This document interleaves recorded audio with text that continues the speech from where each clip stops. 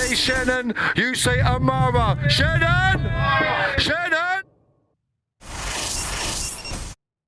Heart. Triple R. All about the love right now, you know.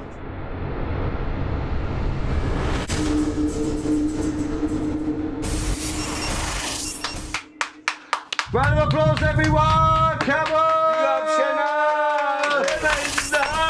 This is Benny Snow, your host for the day. That's Turbo, my co-host for the day, and our special guest for the day on No Holds Bar, episode 2, Shenin Amara. Yeah? How's it going, How you doing? You good, I'm good, man. I'm good. Give me some noise for my man. Thanks for having me, guys. So when we started planning the show, guys, we were like, who are we going to get up? And I said, you know what? I want people that, you know, that are inspirational. And I will say you're inspirational because a man from where we grew up, yeah, and what you're doing and how you're doing it and your promotional, your branding, yourself, you know, you're doing great things and that is a credit and a privilege having the show. Give me some noise! Well, thank you guys, man. Really how you doing today? I'm good, you know, Sunday, so we're just, you know. Did you have a Sunday roast today? No Sunday roast, but... Is that an English thing? Is that pure English? Do you know what? I don't mind a little Toby Carvery here and come there. Come on. So, as you can see, the theme today, we're going to do it every single next episode, we're going to have a different theme. So, the theme today is England, yeah? And people say, we were going to, like, I'm part Russian, half Irish, Guy was part Jamaican, Turbo's Turkish, so we're going to do different spread. So every episode we're going to have a spread. We've got an English spread. So today I went into the shop, I was like, oh my God, it was a last minute buy, I ain't going to lie, yeah? And I was like, what is British at the drinks, yeah? And I was actually looking at beer. I was like, no, I can't. And I looked at Foster's, but then I realised it's a fake Australian beer. Yeah? Okay, yeah. So I thought, Beefeater, I've never tried it, but I'm going to big it up. So the promoter, the branding out there, can you get more English than that? There you go, a bit of beef. You know, so we've got this inside, so we've got an English theme, we've got a couple of English hats inside. Let me see, bro. So, you know, English hat, Turbo, put that out on foot. There we go, Turbo. There we go. Hey! So I want to get into the questioning. Yeah. And the first question I want to ask you is I actually sent him a questionnaire of questions, but we're not going to answer everyone. But I think the first one always is first and foremost is your name is your DJ. Is that your actual DJ? Is that your? Yeah. So that's your government name. That's my government name, and it's funny because growing up in Hackney, it's quite a unique. Come on! It's what are we saying? E8, E9, or E5? E5, man, them, yeah. Come on. E9. Yeah, we're all connected. My family out of Kingsmead. All right. Okay. And my studio's in Hackney Wick. Okay, there you go. So you know what I mean. So Hackney's a lot of things. So yeah. So growing up in Hackney, obviously it's quite a unique name. So I never used to tell people my name was Shenin, especially because I've been DJing under another name from when I was quite young. Yeah. So. Yeah, I used to just come with some other fake name. I used to say my name was Sean because, you know. Turkish means Shen. Yeah. Shen means happy person, bro. Yeah. Okay. Shenin Amara. Shen means a happy guy. My name actually means mountain. Shenin. Okay. So Ben Nevis. Like happy Shen. You know what? So let's go beyond that. A little Dickie told me, and I do know because actually I've done my research, but I'd rather them like that looking in know. You were a grime MC, and you were in a grime crew as a DJ and MC? Well, yeah. I mean, my musical journey started with me trying to be trying to get on the mic with the lyrics and stuff. Yeah, it was. That's what got me into like DJing. Yeah, so that's where I come from.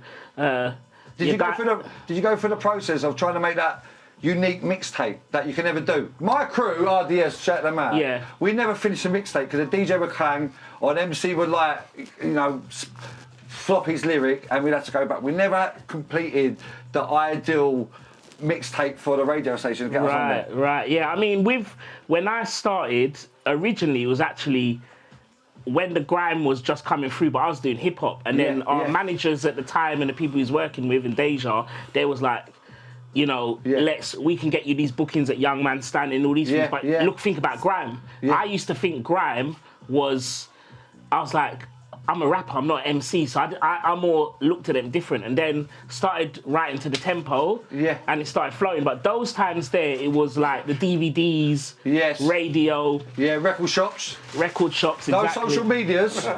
So I mean, pirate radio was basically social media. That was our benchmark. Like, you had what was on Deja? It was Grime Day. Was it Monday or Tuesday? Mondays. So you'd have East Connection. Then you have Nasty, Rough Squad, Roll Deep, and Nasty, everyone. Even Essentials from South. You know, you got to remember the '90s. Like I was an '80s born, '90s baby. '80s born, '90s growing up. Yeah, so I loved hip hop. Yeah, but hip hop over here, you had the likes of Skinny Man. You had Task Force, Mud Fam, obviously Rodney P, all of those guys. So they were the man, but then grime was our benchmark, wasn't it? Yeah. It was like that scene there. It's funny because I went college up in Camden. Yeah. So that sort of scene, I was aware of it, and they had their sort of niche thing, which was doing their thing. I guess you might say people would name it sort of like backpack or whatnot, but they're doing their thing. Your Terra Firmas, Kalashnikov, etc. Another guy from the ends. Yeah, come on, Clash. Kalashnikov. Trust me, big up Scribs. Murder in Suburbia. Exactly.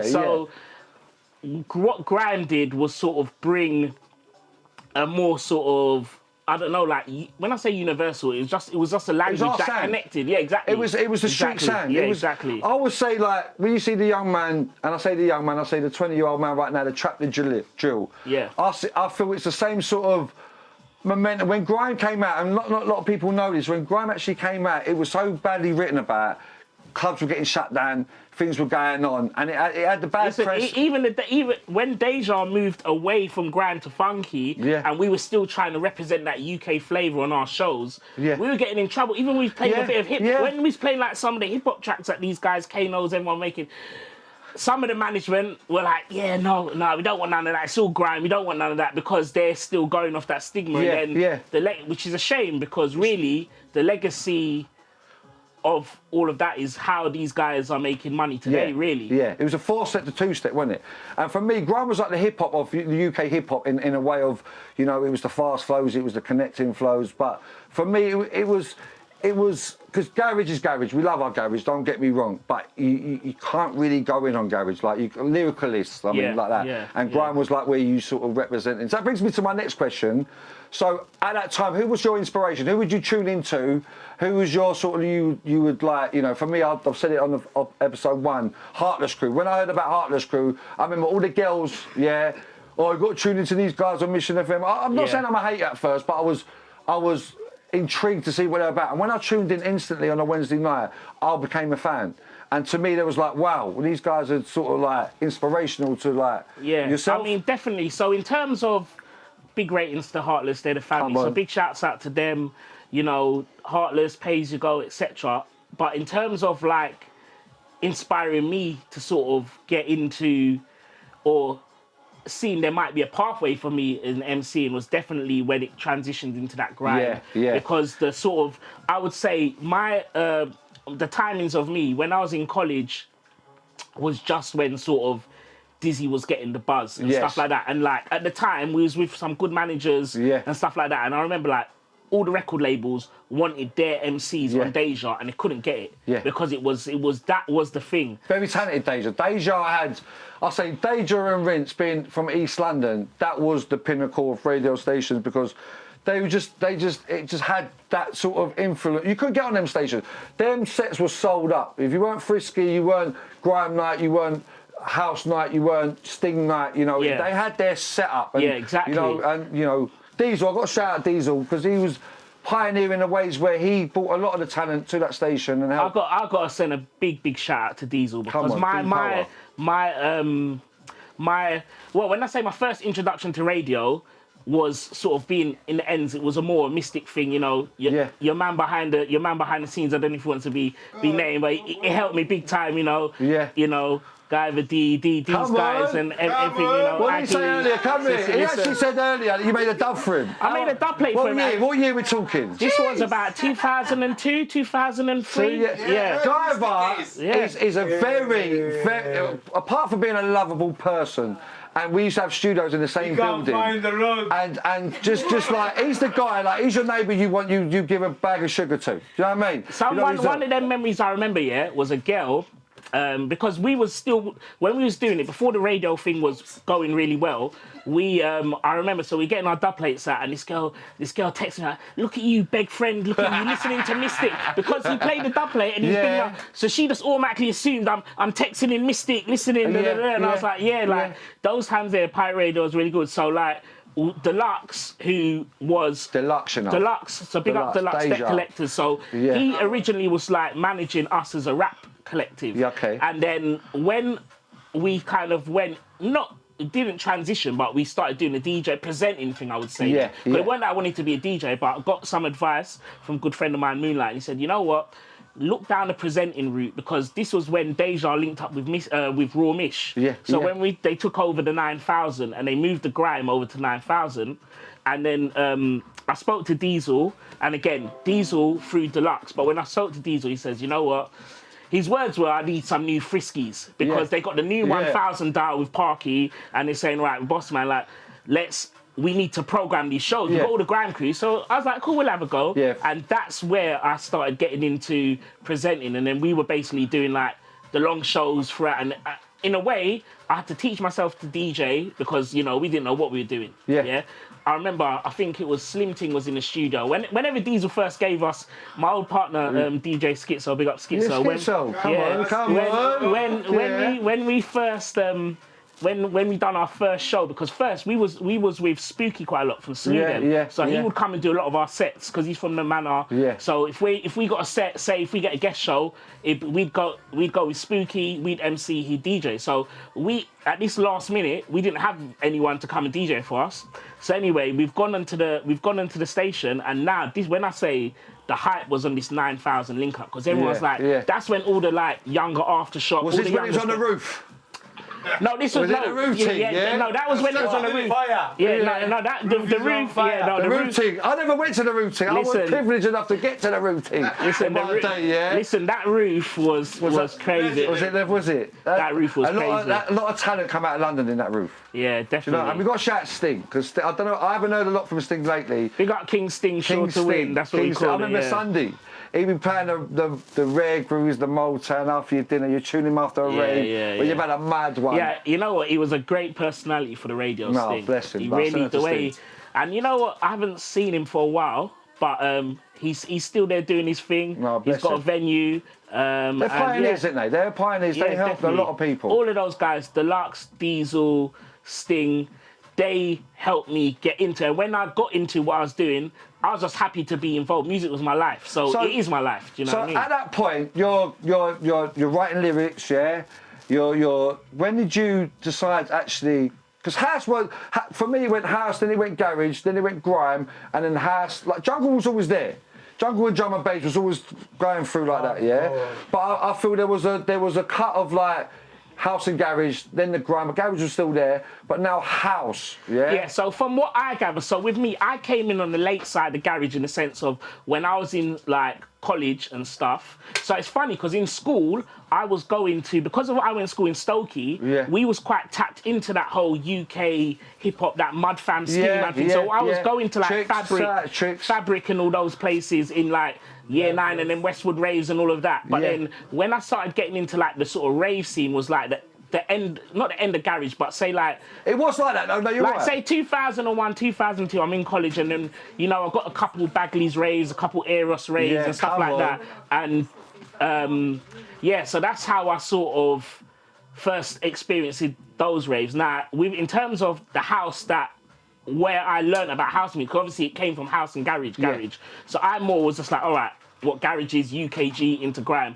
Then when it all went a bit Pete Tong with the grime because of all the trouble and all of that, because that's when now people look at grime now and you might look at it as a bit more of like a sort of... It's old school now, though, isn't it? Well, also it's like, you might think it's a bit of a, I don't know how you'd say. Cliche. It's quite a niche genre now. Yeah. But before it was the streets. Yeah. So obviously because of that, it made it hard. So the events got locked off, a bit like garage, etc., etc. You couldn't get any grime events anyway. So then that's when the soulful and funky house came through. So that's when the next generation at Deja was all of the originals lot, Circle, Super D.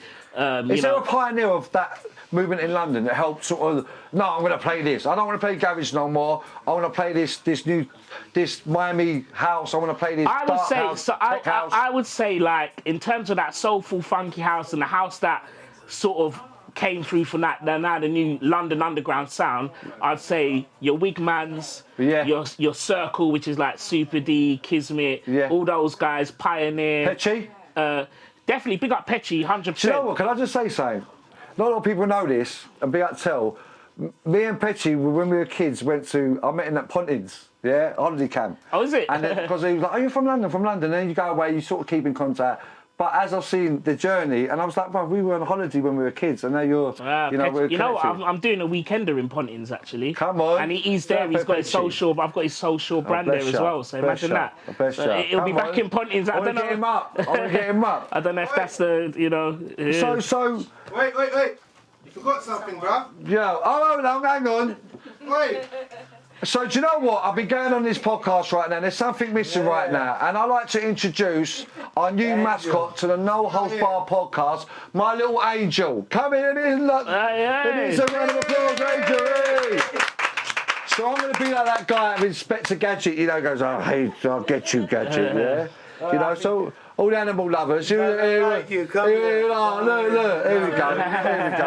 He's an E5 guy, bro. Yeah. So E5, innit? Kids? So what was your first musical memory, or sort of your first album you bought or single you bought, or sort of like, mine was actually Michael Jackson Bad, I remember buying that on cassette from Woolworths and rinsing that till you got twinged up, went like that, but yourself?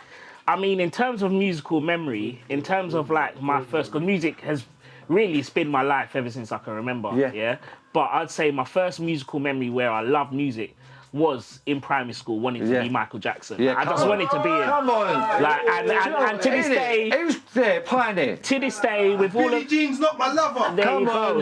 And it's like... Did you have the white glove? Do you know what I did have? I didn't have the white glove. So there we go. He still has it. I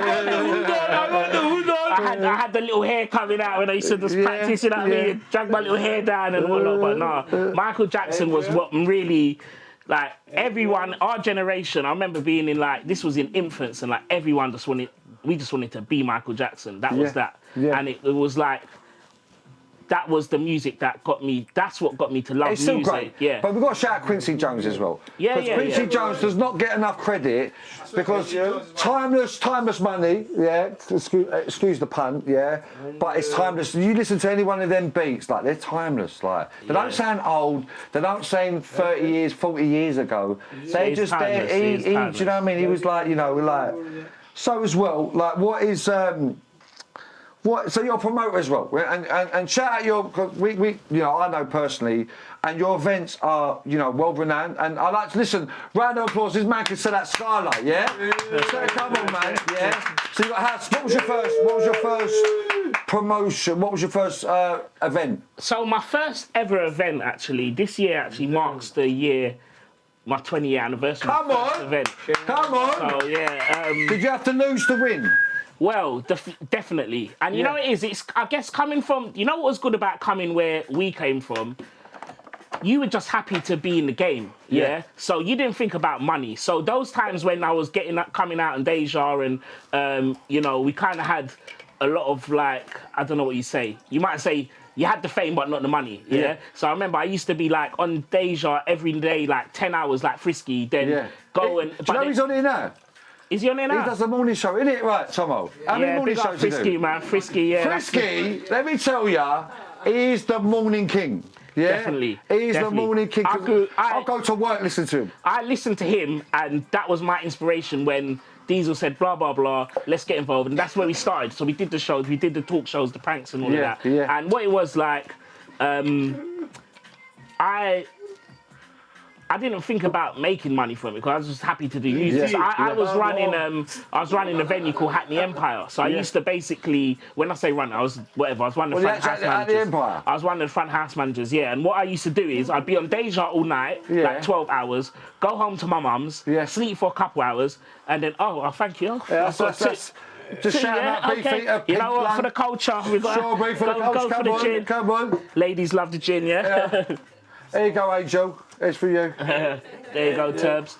Yeah, so it wasn't really. So I done my first event but then I had quite a big How did it break. go? Let's be real. First event. It was really good. Really good. It was really good. What was your? Was it before social?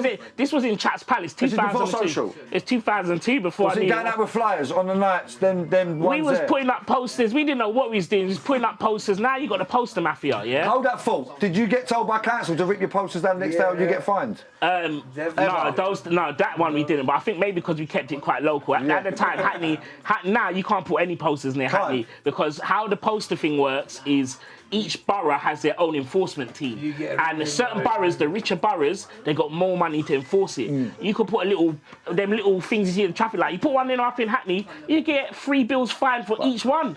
Let me tell you a story. we done Essex, so I done a rave. I don't know if you know. Shout out Treble. He was a garage MC back in the day. Treble used to be my partner.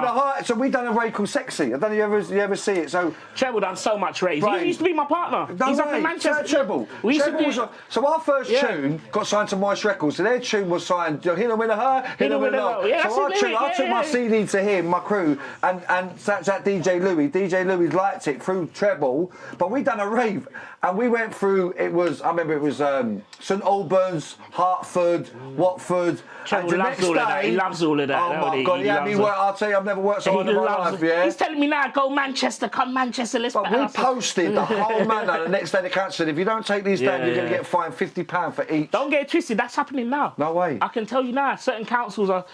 Not, I try to avoid those posters because they're the stress of my life. What's the best promotion? Is it upfront and personal? Well, the old school way you used to do it, they'd have a clipboard in the rave. So when you get everyone's email. You get their emails. Is that funny? My ex used to do that for one of my partners. Yeah. Did it work?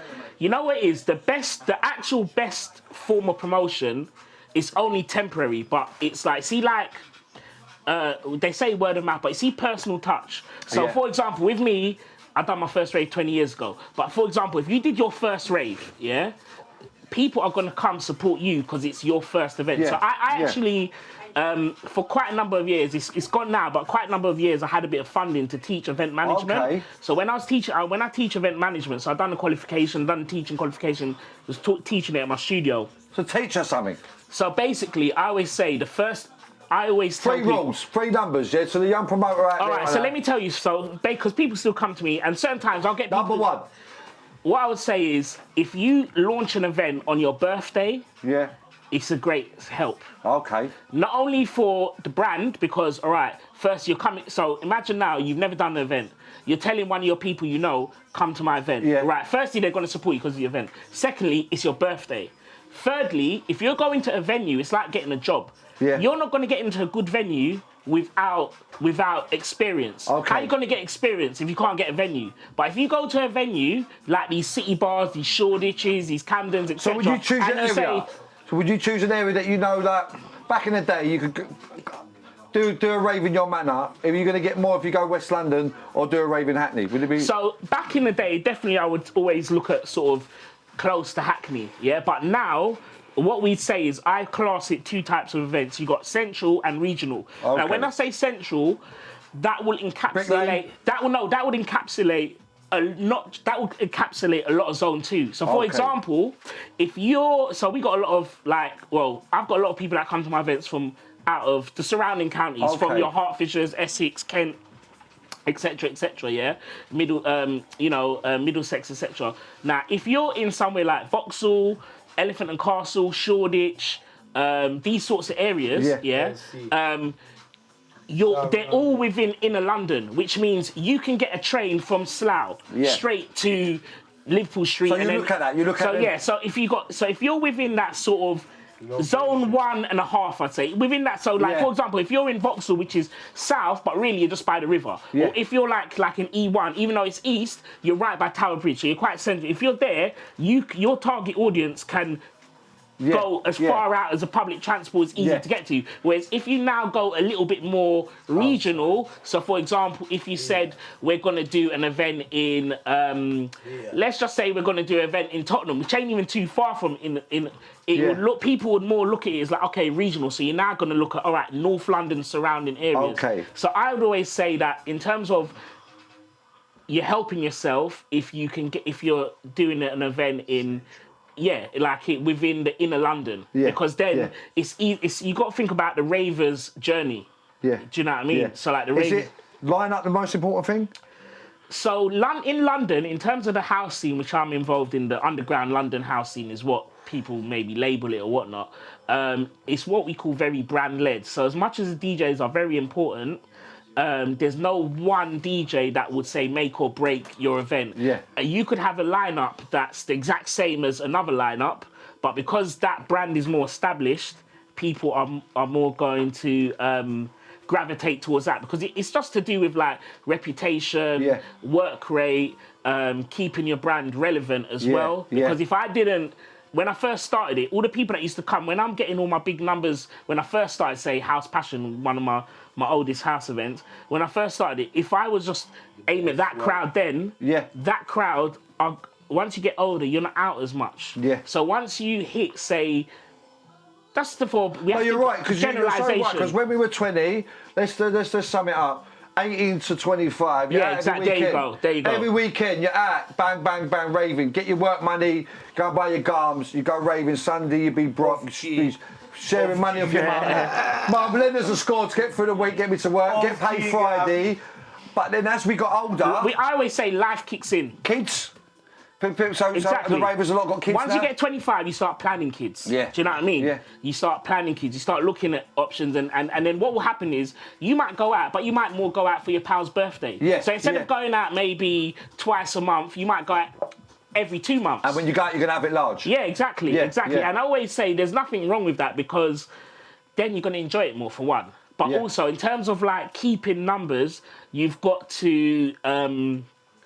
You've got to stay relevant. To accumulate. Yeah, and you've got to like you've got to stay in touch with the crowd, like the new 18 to 25-year-olds. So going to my next question, but you're not, and it referred to, my record label's called Fingers in Pies, and my uncles used to say in Hackney, to be successful in life, you've got to have many fingers in pies, yeah? Yeah. And you're not just running House Passion, you've got Asylum, you've got about 4 other, you've got Back to... So Back to 2012 was actually, so it's funny where we're talking about that. Back to 2012 was a brand that I started. So when I first was doing House Passion, and when I used to run a venue called Ifbar back in the day as well, I used to run a diary. It's in Ilford. It was so because I used to do urban events. Days. Before House, I used to do urban events and stuff. So I used to do like funky and R&B and all of that. Okay. So when I used to do, what it was, my crowd from those days, I used to be branded as having a young crowd then, as in like I was getting the big numbers. But they've grown with you. Yeah, but then what it is, those ones that were like, say, 18, 19 in 2012, 2010, they're now 30 plus. Okay. So they're not out so much. So I started back to 2012 for the music and also for the like sort of age range. Did festival season help that? Not specifically. Festivals does bring out a wide age group as well, but in terms of like, so Back to 2012 is like the sort of nostalgia thing. So all those guys that don't go out so much, we're playing the music, the deep house, which was a big factor of me getting into the house scene. Okay. When the sort of that deep house sound, the Jamie Jones, that sort of defected era, that music is quite different to the tech house now. Yeah. So. What it is, it's a chance of people that don't go out so much. They come. So I do Back to 2012 only twice a year. Yeah. Because I want to keep it special. So every 6 months I do an event called Back to 2012. It's Deep House Classics, and it's a bit like a reunion vibe. Okay. So that's what that brand's there for. Then I've got my sort of main brands which I've You know, House Passion's 11 years old, Asylum's Wow. 9 years old. Wow. They are predominantly 18 to 30, 18 to 25 core audience. Okay. So like when you look on your websites, you can see the average age. So those events, my average age might be say 26. So for every 31-year-old, there's a 20-year-old. Yeah. Do you know what I mean? That's smart. That's very smart. So you're calculating and working out the geographics in a way of your fan base that's going to come back, because they're not out every weekend, but when you do one every, say, 4, 3, 2 months or 6 months, you want to make sure they want to come out and plan that night. Yeah, you don't want to do that. rinse something. That is the core for me. That is there's a John Sequoia to that. And the John Sequoia is you've got to build that fan base, and when you've got that fan base, you've got to hold on to them and make them come back. And that's great what you do, and that is beautiful, like, you know. So what is the benefits of being a DJ and a promoter? Like things you know. Yeah, that's a good question, and you know what? I'd honestly say in London, I always like to look at things,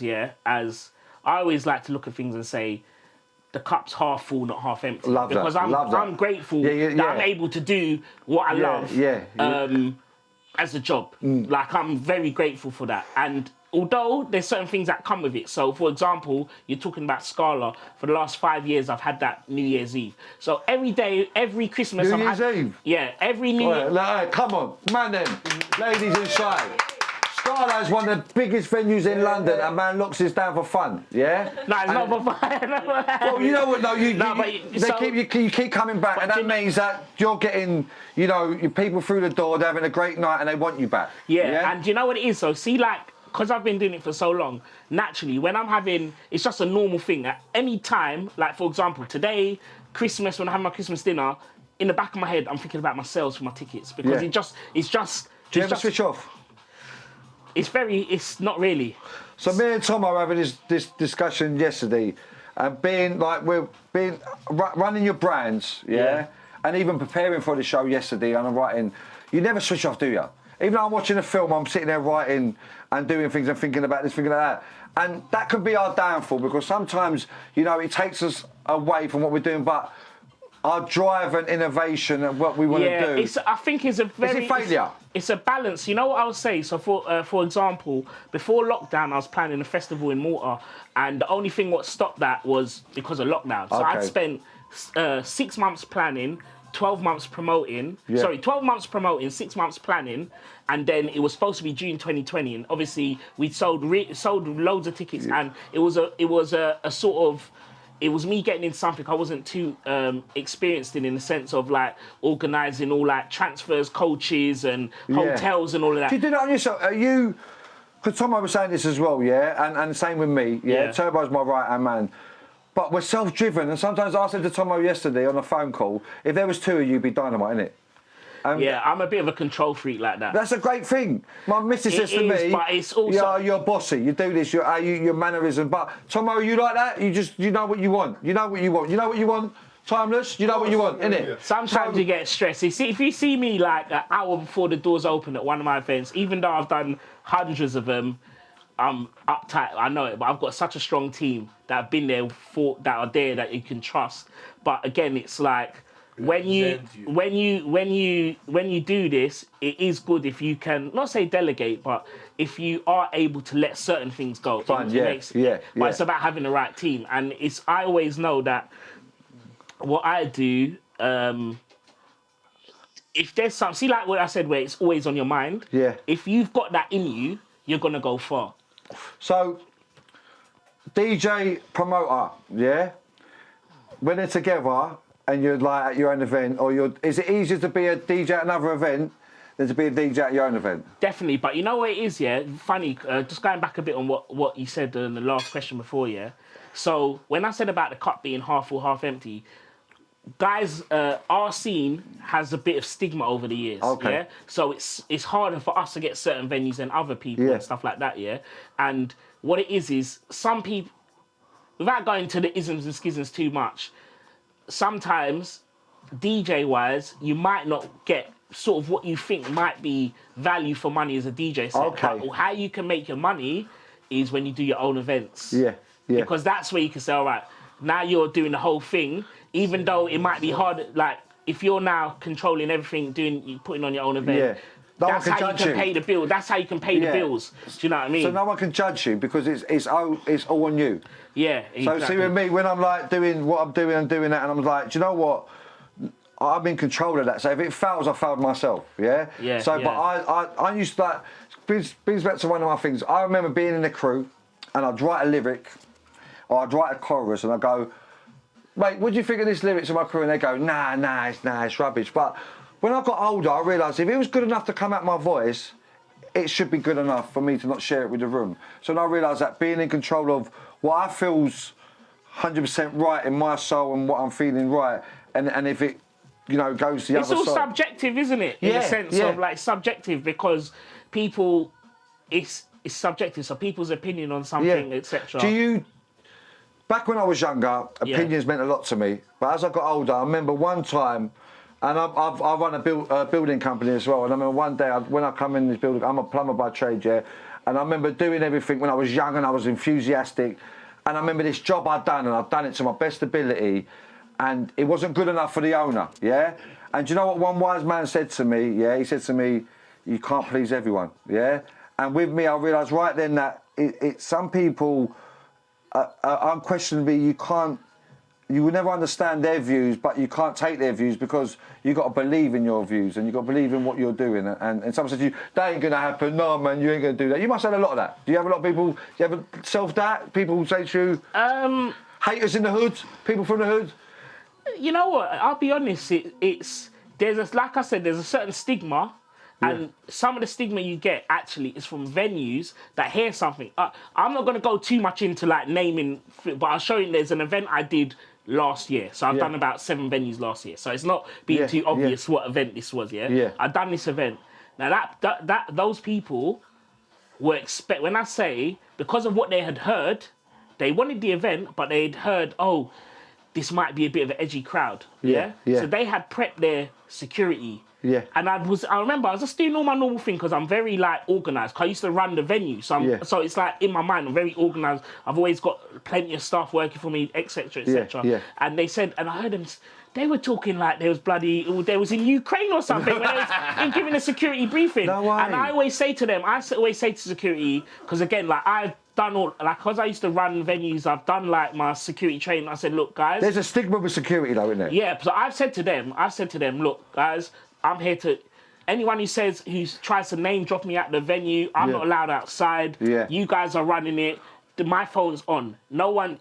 I can't come outside. That's what I showed when you guys doing your job. And then at the end of the night, they couldn't believe it. And then the venue's offering me any date I want. But they had, because of a stigma, they had thought there might be an edgy crowd. Yeah, but you have to prove they're wrong. And that's and that's where the doubts come. But to be honest, with that, it's come like, and if I'm totally honest, it's always been there. So I always know, all right, there's certain venues I'm not going to get. But then when I do get them, they can't believe it. Yeah. And it's not just me. It's certain. It's guys in that sort of our little corner of the London house scene. Do you know what I mean? So you're sort of your House of Silks, your Audio Whores. We're in a part. We represent a certain London house sound. Yeah. And we've all managed to be going for over 10 years with it, and we're grateful for it. But again, like I said, sometimes people have a preconception of it. Do you know what I mean? Yeah. And that's in turn, I wouldn't say hate, but if you're not really paying too much attention and you think something, if you're not paying too much attention, you might think this, and then all it is, you just gotta as long as there's a venue that I can play my music out the speakers. Yeah. The venue can have their bar. Yeah. As long as I'm bringing them a good bar spend, and we bring some of the best bar spends in London. Then I'm happy with it, man. I'm happy with it. So that's what's allowed me to sort of go through, man. So that's sort of like on the promotional side and what you are as a DJ. But I want to get a little bit more personal. Yeah. And understand you before the music, like growing up. Like what was your pet hate growing up? So see me. My pet hate, I hated spiders, like sort of something like something just something simple that you would like, scared to leave the lights on at night in the bedroom when I was a kid. Do you know what I mean? Something. It's funny you say that because even like now, I'm quite bad at turning the light off. And the funny thing, when I live on my own, that's all right. But when I stay at my mum's house, do you leave a lamp on? I leave the light on, and the first thing I've got remote controls and everything, but I'm just, and you know it is as well. I've got all the electric blinds, everything. I just leave all my blinds down. I have my light on, and it's like that. But having said that, I hate creepy crawly. So you know when people like go to all this Thailand and I don't want to go. I don't want to see no lizards. I remember I first went to America and I saw a lizard near the hotel, like in Florida or something. I was like, I don't like any of that stuff. You know. Do you know what? We have been vibing. I'm just looking at the time, and we're 10 minutes So I've got a big mouth, you know. No, that's great. That's great. Me. So I want to hear you on the decks, We've got 10, 15 minutes left, But I want to ask 2 questions I want to ask you, and I think are very nice for the young DJ promoters coming up. Where would you like to see yourself after your legacy's not finished, but when you've sort of done with the what would your legacy like to leave behind for people to be inspired, or what would you like to how would you like to be renowned? In an ideal world, whenever I stop doing events or whatever I'm doing, I think I'm going to always be DJing in some capacity. Good. In terms of when I'm not DJing in terms of commercially as a job, I don't think I'll ever stop DJing until I physically incapacitated to. But in terms of like, in the ideal, I've never really thought about it, but if someone can continue my brands once I've gone from it, that's good. That'd be amazing. Would you pass that down to your family, your kids, kids? You know? Anyone who'd take them. If you want to take the stress on, go for it. Last question, we're going to leave it here because I want to get this man on the decks before the show shuts down, and for the radio listeners and for the live podcast. Sum yourself up in 3 words. I would say passionate.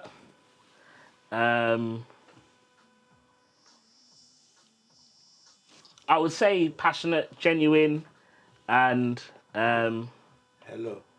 I'd say humorous. Humorous. Life's easier with a smile on your face. That's what I always say, you know. Do you know what? We could have chatted for another 2 hours, couldn't we? And that was fluently.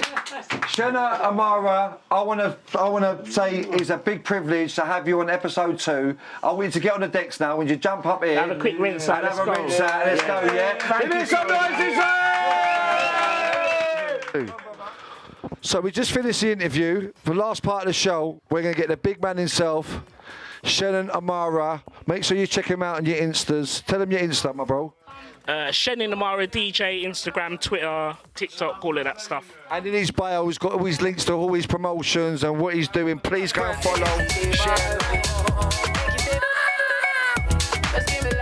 Hey. Better than you stay far away. Think you stay far away. Hey. He wants a dusty man too. Check it. Fade FM, you know. International DJ, you know. Well renowned, you know. Sing along, you know. Jeez, yo, maybe,